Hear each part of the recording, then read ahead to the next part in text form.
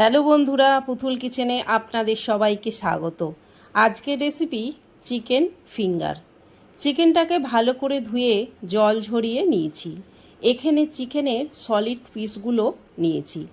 চিকেনটা ছোট ছোট করে কেটে মিক্সির জারে নিয়ে তার মধ্যে আদা ও রসুন দিয়ে এটা মিক্সিতে পেস্ট করে নেব।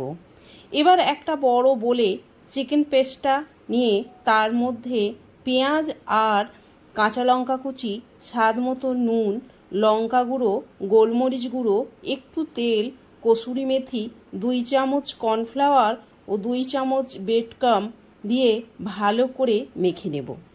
একটা প্লেটে ময়দা, নুন আর গোলমরিচ গুঁড়ো মিক্স করে রাখব।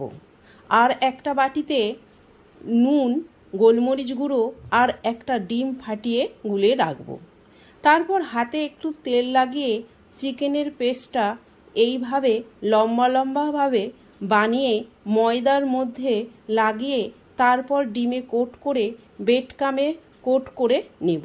এই রকম করে সবগুলো বানিয়ে নেব। গ্যাসের মধ্যে কড়াই বসিয়ে সাদা তেল দিয়ে হালকা গরম করে আস্তে আস্তে চিকেন ফিঙ্গারগুলো দিয়ে দেব। এখানে গ্যাসটা লোতে রাখবো। তারপর উল্টে পাল্টে লাল লাল করে ভেজে তুলে রাখবো।